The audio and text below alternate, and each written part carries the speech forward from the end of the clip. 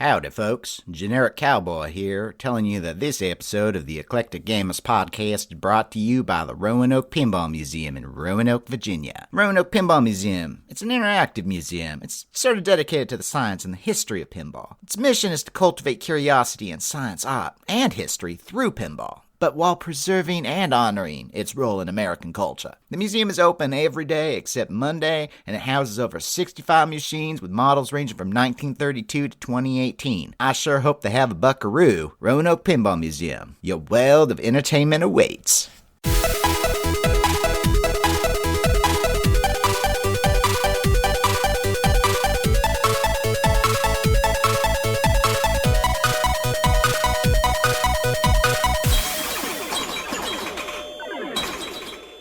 Welcome to the Eclectic Gamers Podcast. Today is Sunday, November 1st.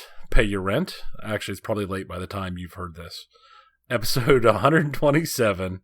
I'm Tony. I'm Dennis. And yes, make sure your rent was paid on time. You don't want to be thrown out in the cold in November.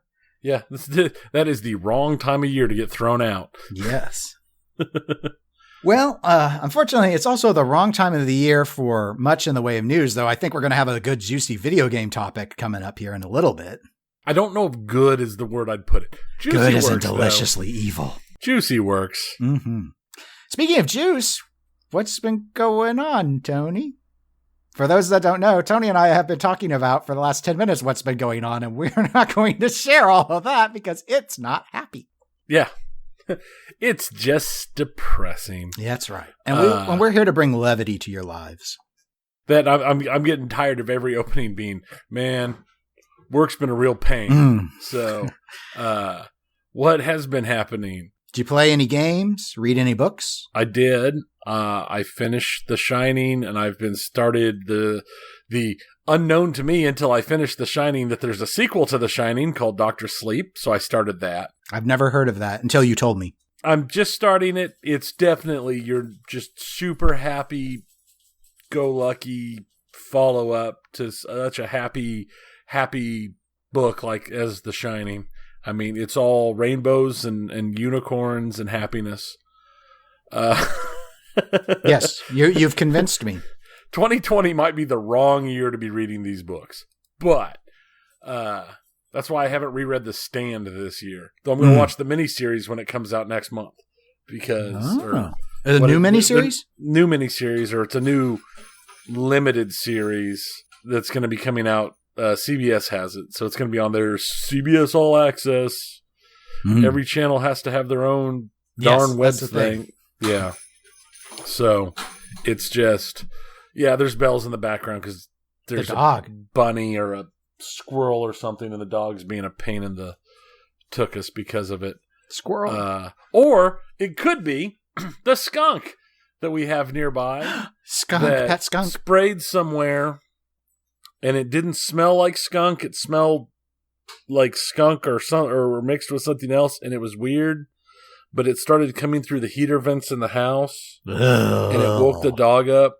And it freaked us out. So yesterday morning at 4 a.m, we're sitting out front with the fire truck here as they go through the house with the sniffer just to make sure we don't have a gas leak. So. But it was just baked skunk. It was just skunk, which, I mean, that's good. Like I told him, great. It's like, it's better than the option, the alternative. I wasn't going to sit here and just go, oh, it's probably just a skunk, and then go to sleep with my family and have us obliterated in a fireball. I did have a gas leak once out, which to me, it didn't smell like gas. And I had a housemate at the time who went outside and said, Dennis, this smells like natural gas. I was like, okay. So I called them, and then, there was the line outside near where the air conditioning unit is outside of the house. So you could smell it kind of near the kitchen, but it wasn't leaking inside. So that's why it was sort of intermittent. Really weird. They had to run a temp line out, and it was the winter. So the temp line was there all winter because they couldn't dig in the dirt. Yeah, no, I said it was just one of those things. So that was yesterday. Yay. Yay. Fun. But yeah, no, otherwise I did that. I started listening to, in audiobooks, Legend of the Galactic Heroes, which is a translation of a Japanese light novel, sci-fi novel that's real well known. And then I realized that, hey, there's 8 of these novels and only 4 have been done in audiobook form. So I abandoned that. I'm going to read those next. I'm going to actually read them. But it was really good. So I've seen the anime and the books were better. Surprise. It's just like anything else. The books are almost always better because they cover so much more than you can in a movie or a TV series or anything like that. So yeah, that's where I've been between that and The Mandalorian started and back up, and that's true. Discovery started back up, and one of those is much better than the other. And I'm not going to tell you, but I have a feeling that you don't need me to. Yeah. Hey, some people like the Discovery ship design. Oh, God, it's like the worst Star Trek design ever. Well, I have seen those new episodes for both of the. I'm all caught up on both of those shows. I am done with the first 3 Dune books. I'm barely into God Emperor of Dune now. Mm-hmm. When it starts getting weird. Yes, I read the intro that Frank Herbert's son wrote, and it's like, okay, so the tone's going to change. Okay, good to know. Yep. Only video game I've been playing recently is Slayaway Camp, which is a movement puzzle game where you basically are a Jason Voorhees clone going around and killing campers in a Minecraft art aesthetic. So I've been doing that in honor of Halloween because it's really just a puzzle game. I actually did play. I had my best game of Stern Star Trek, the pinball machine ever. I broke 382 million points. That's more than 100 million more than my best score I had ever had on wow. the game. Which I think, if I know what I did right, and I probably don't, is I believe I got double scoring active by getting Warp 9 and then basically going right into Kobayashi Maru and doing double scoring into the mini wizard mode. So I think that's what I did. I'm not quite sure. But so I did that. And then because we just had Halloween, I was trying to watch a bunch of horror movies. So it's like I watched Halloween, I watched Halloween 2, I watched Cabin in the Woods, which I had never seen. I watched Witchmaster 2, I watched Friday the 13th Part 6, I watched 30 Days of Night. I've actually this morning was watching some Clive Cussler, not Clive Cussler, excuse me, Clive, what's the Stephen King guy who's not nearly as good? Dean Koontz. Dean Koontz, yeah. I think it's Dean Koontz' book. Like Masters of Illusion or something. It's got Scott Bakula. It's basically Scott Bakula has jumped into the wrong movie. That's what I'm thinking of. Hey, I like Scott Bakula. I do too.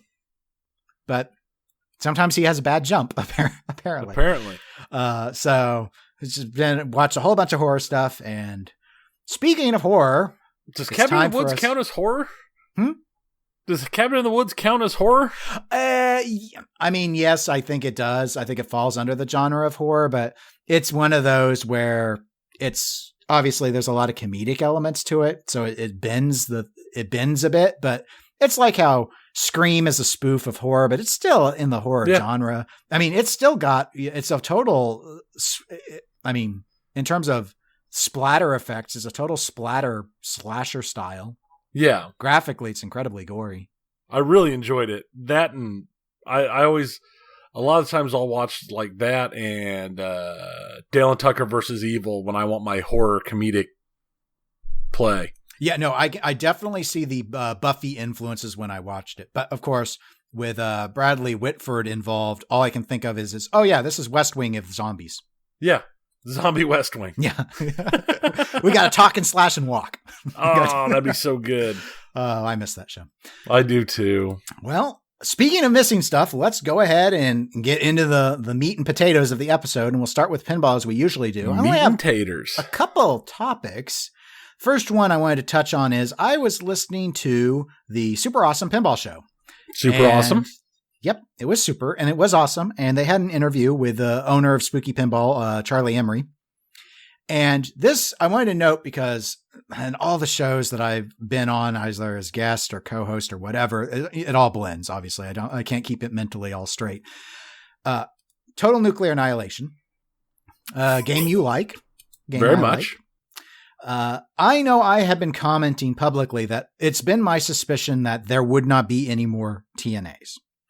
Charlie in the past had said that there was a plan to do more TNAs with changes, not layout changes, but like improvements, maybe different art stuff going on. Yeah, that sort of idea. That's something that he and the designer Scott Denisi had maybe discussed. Higher build quality. Yeah, it could be a variety of things that could be engaged. But I always assumed that talk made sense to them when it was their best-selling game and they were in the throes of putting out Alice Cooper Nightmare Castles. Mm-hmm. But after instantly selling out of Rick and Morty's at a 750 unit run, my just like business assumption was it doesn't necessarily make sense to do another TNA run because they probably will have their next game ready by the time, because it's an 18-month build to finish Rick and Morty. Well, on Super Awesome Pinball Show, Charlie did say he reconfirmed they are fully planning to do a 2.0, what he called TNA 2.0. So he also confirmed that it will be the same layout. It's still going to be TNA. They're going to play the same, but there will be changes. There will be additions. As I recall from the first discussions on, and this again ties very cleanly with TNA 1.0, where Charlie had noted that they deliberately kept the price lower than what they normally would have put it at for their typical profit share because they wanted to get the game out there. So I'm assuming this will cost more money as it had been expected to from that get-go. But I guess my general question on this is, other than I wanted to announce what he said so that stands as a correction to what my assumptions had been. But to you, Tony, I want to ask, do you think it makes sense for Spooky to do any sort of additional run of TNA? I can see them doing an additional run of TNA. One with substantive changes seems a little weird to me. Yeah, and again, I don't know if that is, like, are we talking completely different art package? Are we talking that the display does something more, the animations are fairly basic on TNA? Are we talking different, or is it just like some mechanical improvements to the consistency on the optos for the Denisi lock and better protection and for it the could be scoops? something like that, which would make sense. See, because to me is TNA is their only game that they've put out, as far as I can think of, that wasn't called a limited edition. So it makes sense to be the game that they kick out some here and there when they're between other games. Now, does this mean that their timeline for the follow-up to Rick and Morty is so far back that they're going to have downtime in the factory, that they're going to fill it with this TNA 2.0? Maybe. I honestly wouldn't have thought that they'd be that far back with the next game unless they've been more heavily hit by the COVID issues than I expected. It seems a little strange to me, but I like that they've got a plan. Yeah, I mean, my initial thinking, I had not, because I bought mine new from Spooky. It's my second new in-box game I've purchased. And back when, a little bit after I got it, when I had last looked, the TNAs were trending at about $5,500 was sort of what they were going for on the used market. So I didn't see, and it was a $6,000 game base new. So my initial thought was that mathematically, I'm not sure it makes a lot of sense because the games go for less than they sold for new. I'm looking at the archive on Pinside now, and apparently that is not the case anymore. It seems like the games are running about, on the low end, like $5,750 all the way up to $7,000, which I'm assuming those might be butter cabs or whatnot. Obviously, the features make a big difference on what you bill for a TNA. So maybe there's a market for it. My assumption was always, as you noted, it was the only non-limited. I guess some of their other contract games technically didn't have hard limits initially, but those are said and done projects like the Domino's Pin and such. So I get the ability to have something like that to go back to. It just, given the success of Rick and Morty, they know the recipe that works. Get a really good theme, lean into your limited nature, and sell them all right away, and then keep yourself busy for a year plus. So I don't, from a business standpoint, I don't see this as a great idea. I don't see it as a bad idea. I don't see the need for it. So I find it a little odd, but it's a really fun game. So I think on that perspective, if they can sell more of them and there can be more out there for people to enjoy, I'm all for it. How many do you think 2.0 do you think they move? How many units? If they do it like they did in the past, they're going to want to build them in blocks of 50. I say no more. I would guess, I'm pulling this out of an orifice. My guess is that they do 100 to 150 just to have some in storage, to see A, how well the idea takes, and B, to cover them until they can start actual production on their next project. Okay. I actually, and earlier, and by the way, Zach Minnie from the Pinball Show says hi, Tony. Says hi to you specifically. Hi, Zach. Okay. You can tell Zach next time you speak with him that I said hello. I think he listens, so he'll probably hear you actually say it. We'll see if that works then. It does. You can, yeah. Because he knows you don't listen to him. It's so like I have that, to pass it's it like that episode of Futurama. Tell my wife I said hello. I think your count's reasonable. On TPS, both Zach and I had speculated 100 units. I think because I don't think they're going to initially sell all 100. So I think I don't think so. Their stock. I don't know. I don't know what's going to be different, and I don't know what the new like price is. 5 something. Wasn't the original run like 5 something? Am I misremembering? No, it's 550. Okay, that's what I thought. I thought it was I thought it was in the 500 range. Right. They were trying to do like blocks of 50 were how they were ordering the supplies as I understood it, and they sold and sold and sold, and then they had a few, like when I bought mine, which was in February of 2019, they had 2 left. And they'd already built all 550. And so they had announced months before, I believe, that cutoff. So they had a few, they still clearly had a few around or were still building. And that was then when they transitioned into doing their Alice Cooper builds. So yeah, that's where I think it will end up. The big question is how much TNA demand is there versus all the other newer games that have come out since then? And what are the 2.0 features? Are they seductive? Like, are people who maybe had TNA 1.0 who sold it, miss it and decide to get a 2.0? Like, I think that's the market. I don't think there's a lot of high demand for more TNAs. But if you're looking at the 2.0 changes, primarily being slight cosmetic changes, or maybe upgraded mechanics that they don't change the play, they're just better quality because they've got a new supplier, or there's a new something.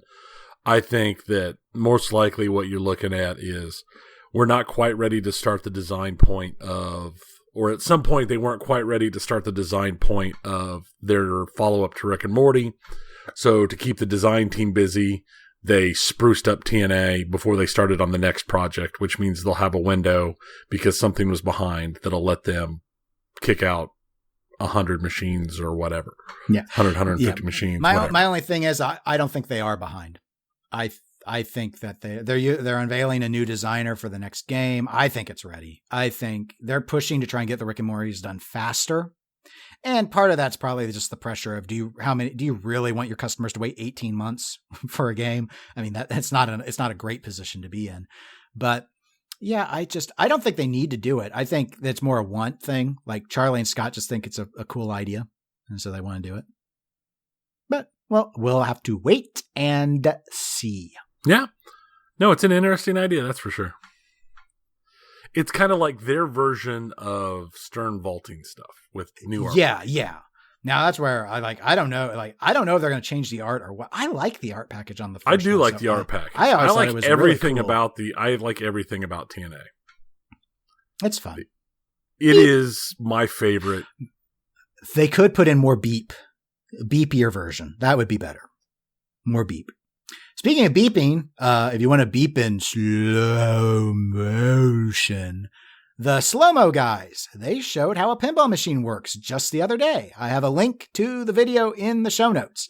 This was really interesting because 1, how pinball machines work is cool. 2, slow motion is cool. And 3, the pinball machine was actually provided by Jersey Jack Pinball. It was a Willy Wonka and the Chocolate Factory.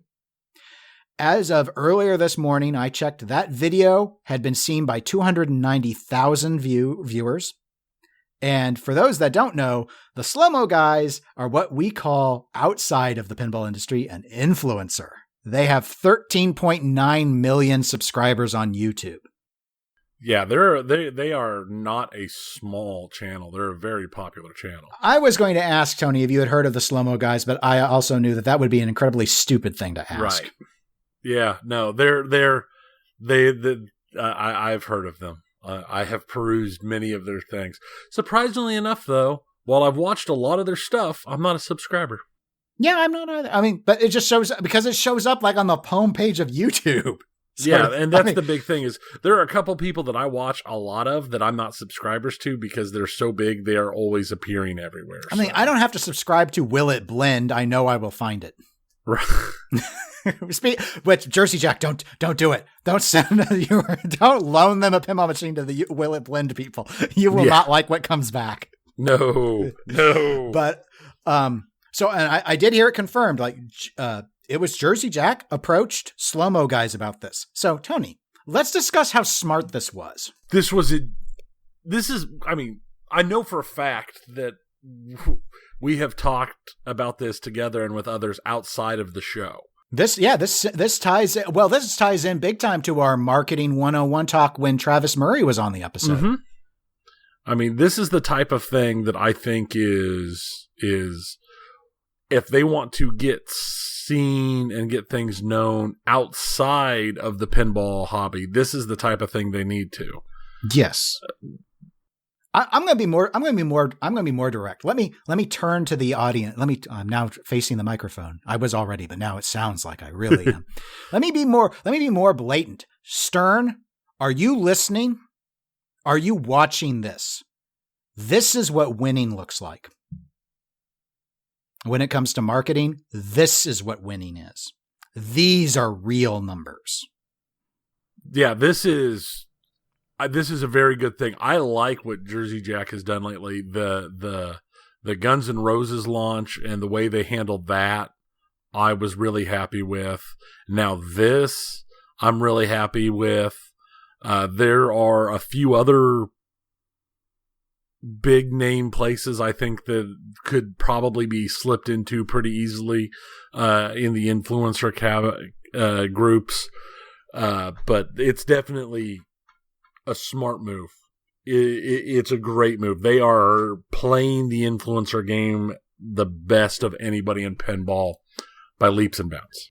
And that's why I'm not linking this in the show notes, but for those that have not heard, I do actually, for once, will suggest you going back and listening to a prior EGP episode, our Marketing 101 episode with Travis, because we talked about this. We talked about the influencers on that episode and where there could be kind of this cross-pollination of people that are not pinheads, but are fertile ground to grow new pinheads.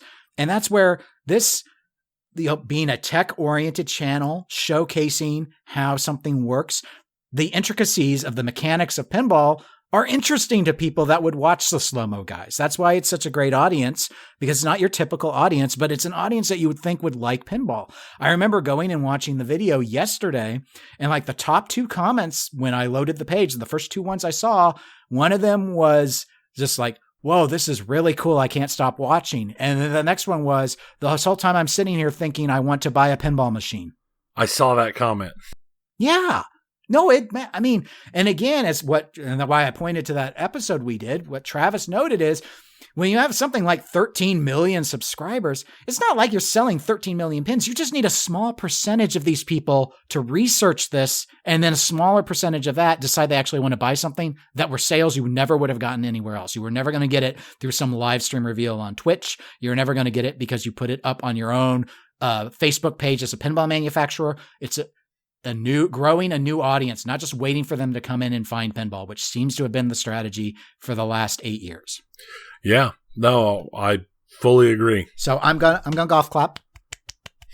Yay! Good job, Jersey Jack Pinball. The whole marketing strategy you have done throughout 2020, I think, really, as of the GNR reveal, this is so, I just think it's really smart. I think it's better than I think it's better than any other manufacturer is doing by a mile. And it would be a travesty if the others do not copy you. A travesty to the hobby. Obviously not a travesty to JJP, but right. But I mean, this is one of those things where it's like, congratulations. This was amazing. Do it again. Yeah. This is the type of stuff that is going to get the hobby grown. This is the type of stuff that's going to get the company's names known. And I think they did absolutely the right thing by picking Wonka as the game to send. Mm. Yeah, no, it was everything about it. It's a really cool video too. So even if you're not a Wonka fan, the video is really fun to watch. So I do suggest it. Even if you already own pinball machines, take a look at it. It's cool. Speaking of cool, Tony, we're already ready for the video game segment. Are there any cool delays? Little stuff that there's going on lately. Are there any cool delays you want to tell us about? Oh yeah, there's so many cool delays. Oh my God. Here's the thing. Tell me about the thing, Tony. What makes this humorous is the fact that CD Projekt Red, famed developers of The Witcher, correct, have spent the months since their last announcement of a delay on Cyberpunk 2077 talking about how the delays are done. We're good. Just days ago, they had a post out. They were on social media sharing that, the game's gone gold. We're going. Gold. We're that's good. Like guaranteed. Yeah. They flat out told people who asked, they're like, yes, there will be no more delays. You are okay to take November 19th off so that you can play Cyberpunk all day. Great idea. I got to get my game on, Tony. You do. It's right there. It's a great idea. It's available. Yeah, they announced a delay. No! That's my Vader yell. That didn't sound like Vader. But they promised. They promised, and they broke their promise. And I think part of this is the issues with making announcements about games, period. But at the same time, I don't think it would have been as bad if they hadn't been going so hard on, it's okay. Everything's going to be okay. Yeah, let me ask you, Tony, why do they keep committing to dates if they just keep going? I mean, why do they give dates? I don't know. I do not understand what happened. It used to be the norm that you did not have a firm release date for a game until that game was done.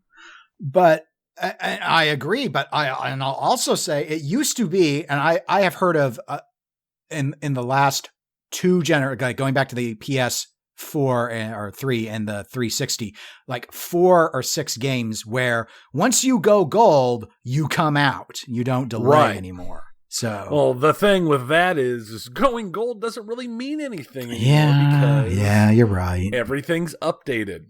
Nobody plays the game that comes out on the disc. Everything gets updated. But they had I saw on Reddit, I saw a photo of a banner at Best Buy saying, "Come in and get Cyberpunk on the now wrong date." I know. It was a banner. It's insane how hard they went on this, and it's just trashed and gone. And the reasoning, and here's the thing that gets me, the reasoning for it from all the reports is the game is 100% ready for PC and next-gen consoles. But not current gen consoles, it's not ready for. What? But they've had forever to know. They know the current gen specs. Why is that the problem? I don't know. I don't get it. And what makes it even harder to understand is that while it's releasing on next-gen consoles, the actual patches to make it utilize everything in the next-gen consoles aren't day one patches and are expected to come early next year. Oh God, Tony, I don't understand it.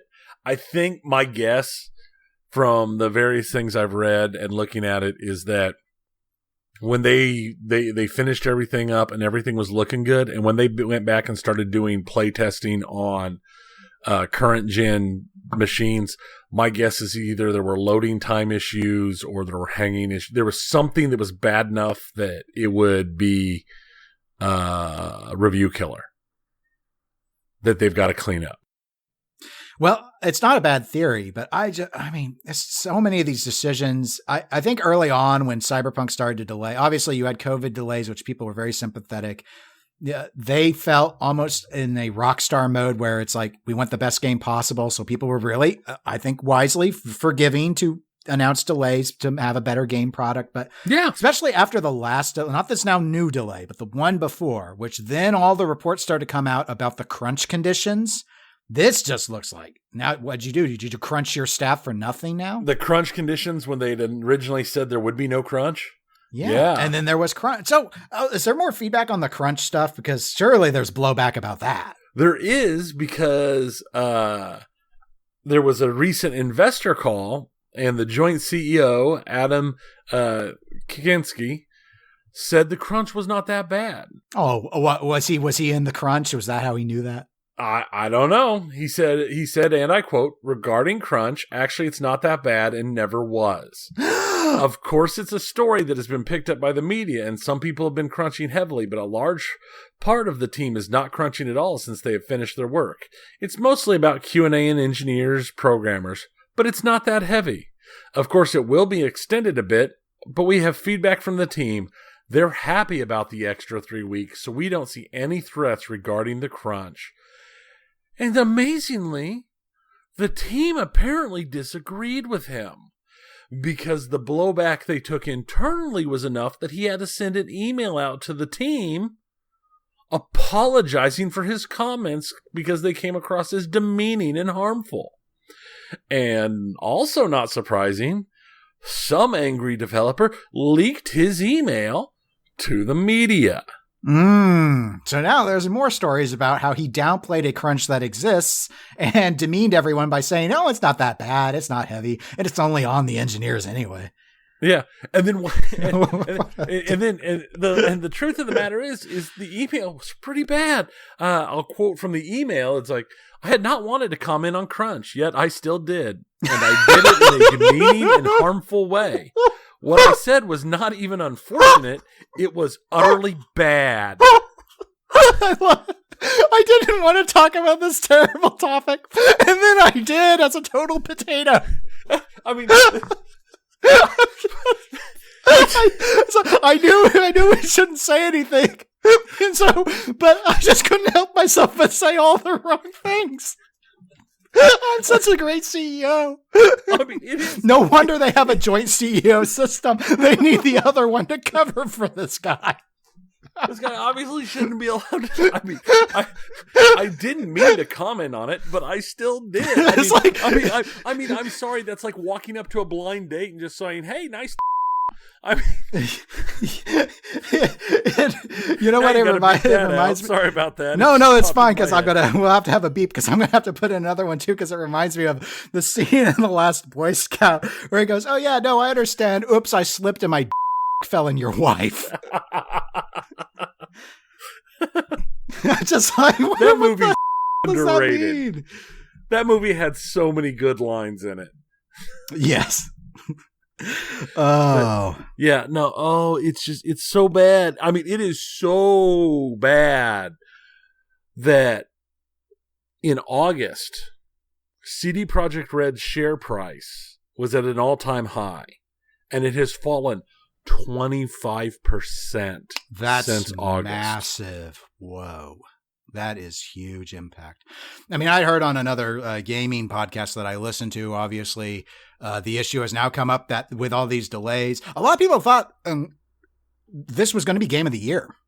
Mm-hmm. And now it's like, well, maybe it'll be game of 2021 because there's not enough time to review it for game of the year at this point. Right. And that's the thing is with it coming out in December, a lot of game reviewers have a hard cutoff of December 1. Anything not out by December 1 isn't counted for that year. It rolls into the next years for possibility of game review. And it's a smart approach because it's really unfair otherwise. But right. Huh. So, no, it's one of those things that it's just, but they've lost a quarter of their worth since the announcement of the last delay. Yeah. Because they were riding an all-time high, and then they announced the delay from September to November, and they've lost a quarter of their net worth. Yeah, I just think early on with having to do delays, I thought they managed it very well in a very rockstar manner, and it's interesting just how they've taken that and just turned it into a disaster by repeatedly missing dates, committing and missing. The things with crunch, instituting when you said you wouldn't do it, and then downplaying what you did to act like you didn't really do it when you did, and then you upset your own staff. It's just, wow. There's probably a good, maybe not a book, but probably a good 3-part article series I can go into. Yeah, no, how CD Projekt Red screwed this up. For a company that walked in with so much goodwill that they've shredded it in 6 months. Yeah, that's probably the best comparison of all time. It's like, and we've lived this, you and I, watching the old Squaresoft and how it became the tarnished Square Enix, or more recently, the fall of Blizzard.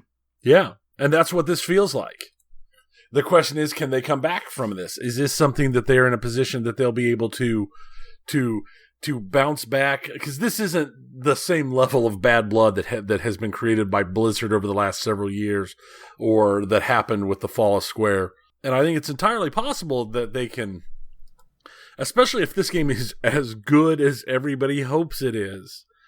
But I mean, it's just, their investors have got to be just horrified to see the drop in stock prices, because CD Projekt Red came into this year with Witcher 3 got released on the Nintendo Switch and had enormous sales. The Witcher TV series had just come out on Netflix and was hugely popular. And now they're here.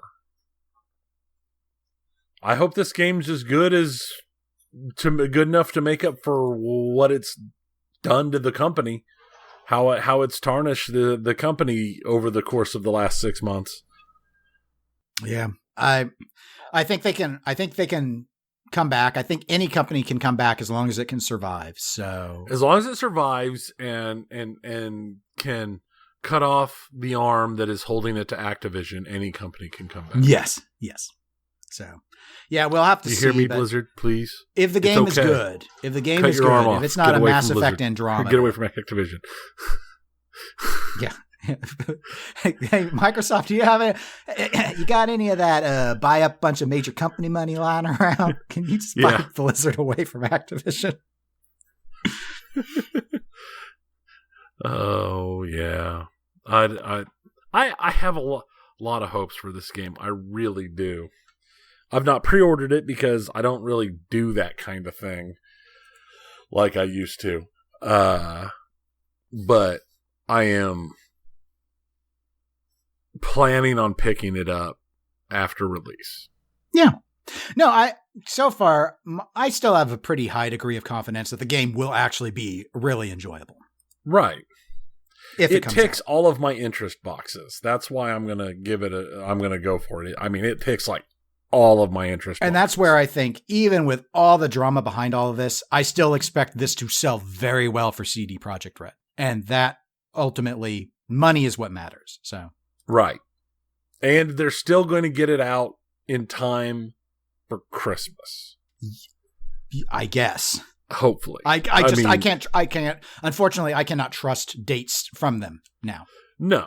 They've ruined that. They've peed in the bowl of Cheerios too much. Even worse if they pushed into January. I agree with you. I think they just hurt themselves so much worse because the Christmas season is such a big season, and just the simple fact that they pushed out of November into December has caused multiple other games to push into January. Mm-hmm. Yeah, because they're trying to avoid the behemoth. Yeah, it's not worth it to them. Those games would rather lose the Christmas sales because they're not the same. They're just not at that level. I mean, that's the thing is, most of the best games lately have not been AAA titles. And most of the AAA titles you hear about are, Call of Duty 2020, because it might as well, I don't care what you call it. It's just like FIFA 2020 or Madden 2020. It's the yearly flavor of that game. And that's what most of the big AAA titles are anymore. At least that's how it feels. Yeah. But this one has been the one that everyone's been waiting for. This has been the monster, so yeah, we'll see what happens with it. Well, I guess it worked out for Assassin's Creed Valhalla. Yeah. Because I think it was going to have to go up against Cyberpunk on the original release. Yeah. Speaking of that, Ubisoft. Yeah, Ubisoft. You like my transition there? Yeah, that's a great transition. Ubisoft has made an announcement that there are 8 PS4 titles that will not work on the PS5, which pretty much doubles the number of PS4 titles that don't work on the PS5 based upon the last announcement from Sony. Because Sony had an announcement of like 10 titles that would Right, work. I remember that. And Ubisoft just added 8 more. Did they say why? Not really. Not in the articles I read about it. I know, looking at it, most of them are VR titles, or several of them are VR. Yes, titles. I know. Star Trek Bridge Crew is VR, and Space Junkies is VR. No, I don't know about. And I see there are a few Assassin's Creeds. The Chronicles games are 2D platformers, right? And it's basically all the Chronicles games aren't making the jump. So Assassin's Creed Syndicate, the Chronicles Trilogy Pack, Chronicles India, Chronicles China, Chronicles Russia, Risk, Bridge Crew, Werewolves Within, and Space Junkies aren't making the jump. At least two of those I know are VR titles. So, I don't know why. They don't work for whatever reason. I don't know that any of those are a big enough name to really bother anybody. Probably except for maybe Bridge not. Crew. A lot of people play Bridge Crew. Yeah, the VR people might be a little upset just because I'm assuming it's not ideal for them to want to keep 2 consoles just to keep doing all the very limited VR titles they've got. Right. The Chronicles games I don't think sold very well. They're not like mainline Assassin's Creed. They're not as I've played a couple of them. I don't think they're great. So I don't think you're missing much there. And Risk, they can program a new Risk later that'll work on it and it'll be fine. It's Risk. Is this Risk? Like they couldn't get a board game to work? Yeah, apparently. Oh, wow. Okay. Gosh, Ubisoft, maybe you need some crunch. Yeah. I don't know what to say. Oh, it's too hard. It's a board game. It's too hard. Yeah. Jeez. Okay. Yeah. That's funny. I don't know. I mean... I don't know. This game released on PlayStation 3. No, it's too hard now. We can't solve the mysteries of Risk. I know. So, yeah. I don't know. I don't know what's wrong with Ubi. Well, they've got lots of issues because Ubisoft, as you recall earlier in the year, were having major issues with within their teams and with some executive level shenanigans. Is shenanigans the word? I'll go with shenanigans. That's a kind word, yeah. Yeah. Horror stories. Yes. Fit better. I'm guessing that these just basically weren't plug and play compatible with the PS5, and they don't want to invest the staff resources to make them work because they're not popular enough. That's my guess. I would assume that's what it is. Because since the PS4, the PS5 doesn't have the same level of backwards compatibility that Microsoft built into the Series X. I think that's the issue. Mm. Because PlayStation said, hey, we want most stuff to be backwards compatible, but they're not going all out to make everything backwards compatible. Yeah, I think dominating the PS4 current gen the way they have, that hasn't needed to be a focus of theirs. And Microsoft fairly early on with when Phil took over, I think really relied on trying to exploit backwards compatibility to get people that were big 360 players to want into the current gen. And they're just continuing that concept. That's my take on, just like they have two different strategies given where their place is in the market. Yeah. Well, speaking of the market, I think we've marketed ourselves to the end of our episode. Pretty much. Well, I think we had a really fun discussion on CD Projekt Red. It was fun. Red. It was a lot of fun. I have not laughed that hard on a podcast in quite a while. I'm not laughing at them. I'm laughing with them. It's just so, they were going so hard on social media. That's what makes it funny is they went so hard on social media pushing that date. And the developers didn't even know about it. Nobody knew about the delay none of the developers knew about the delay in company until the tweet hit. Get ready for a surprise. Surprise, 3 more weeks of crunch. It's like they love terrible... it. Engineers love it. You get 3 weeks of crunching. You get 3 weeks of crunching. You get 3 weeks of crunching. The Oprah of Cyberpunk. And then he tells the investors, they love it. They love That's right. Plants love it, and so do engineers. They love crunch. They love it. They love working 12-hour days, 6 days a week. They love it. And that's if they're the lucky ones, because the unlucky ones are sleeping under their desk. In fact, they're happy about the extra 3 weeks. They're happy. They're great. We got some stuff set up. Postmates can come and just drop their food right off at the front desk, and security picks out the good stuff for themselves and sends the rest on up. Oh, I bet they do. It's great. I bet they do that. I'm sure they do. Well, listeners, for those of you that want to pick out any of the good stuff you heard in this episode and contact us about it, you can always email us at eclecticgamerspodcast@gmail.com or visit us and message us over at Eclectic Gamers Facebook page, which is facebook.com/eclectic_gamers. We're on Twitch, Instagrams, and the tweeters at eclectic_gamers. And I don't know what we're doing in 2 weeks, Tony, other than we'll have another episode. But we'll have another episode. I don't know we're going to make fun of something probably. I'm sure we will. It'll be fun for us. It might not be fun for you guys, but it'll at least be fun for us. I do have a correction. I gave the wrong Facebook link. I did it like the other socials that you announced. It's actually facebook.com/eclecticgamerspodcast. Don't stick in an underscore, and you do need to add the word podcast. So. Oh, yep. Who knows where you'll go if you put in an underscore.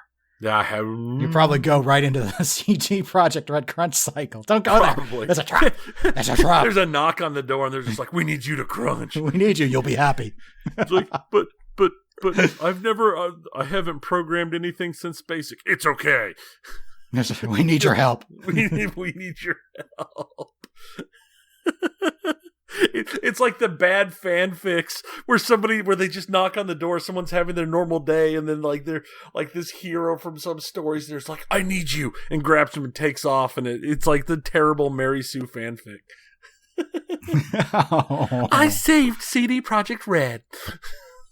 Yeah. Okay. Until 2 weeks, I'm Dennis. I'm Tony. Goodbye, everybody. Bye.